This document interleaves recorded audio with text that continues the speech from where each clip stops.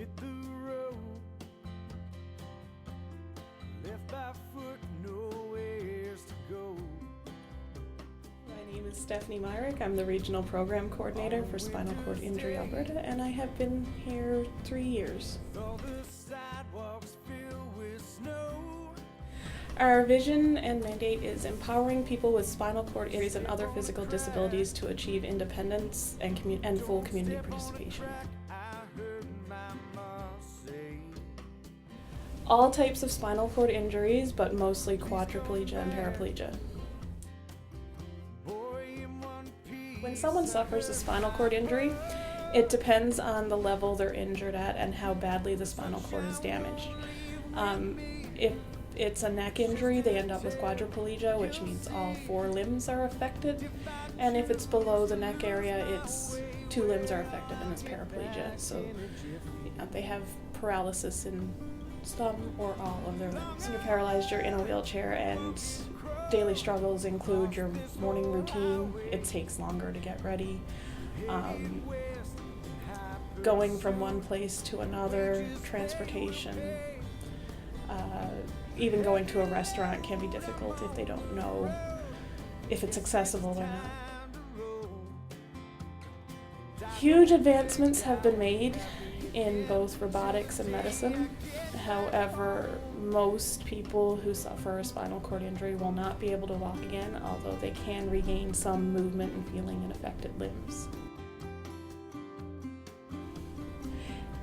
There are so many stigmas regarding spinal cord injuries. People see somebody in a wheelchair and they think that person is also deaf and they'll speak louder, or they need help, and they don't need help. For the most part, they can do pretty much everything anybody else can do. It's just they have to do it differently.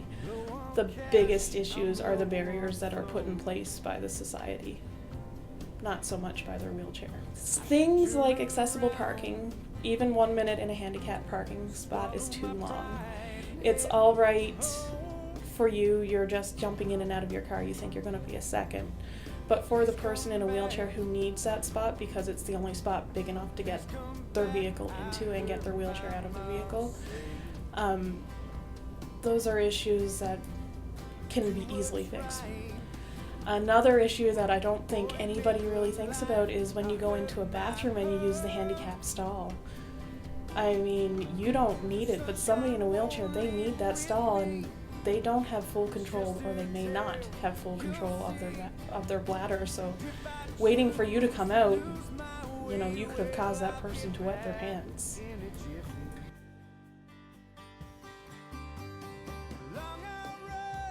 We have 4 areas that we're currently active in. It's rehabilitation support and service coordination, which is helping clients transition effectively from injury to their environment to home aging with a disability.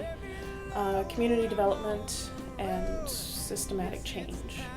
That's the one that we're most active in for McMurray, and that's making sure the community is accessible for people with all types of disabilities. Our peer program is support provided by other people in wheelchairs to people, so they've been there, they know what they're going through. And we have information services, which is making sure they get the correct information that they need and in the most timely manners. We do a casino every 18 months, and we're also supported by the United Way. Right now, this year we did our cheerleaders, which is we had people spend the entire day in a wheelchair from getting up in the morning till I pick up the wheelchair at 7 o'clock that night. So I'm going to go around town and attempt just basic activities, but in a wheelchair. Step 1, see if I can leave the building. So this is fun. Ow. Okay. 1 door. Oh, I've been in the wheelchair now for about 4 hours. I'm pretty uncomfortable, I must be honest. This is not a comfortable reality. I really want to get up and stretch, but I know that if this was my reality, that wouldn't be an option. And the other one we are doing this year is National Accessible Parking Awareness Week. And I also participate in different events with other organizations, the main one being the party program through Safe Communities with Buffalo. My heart in two.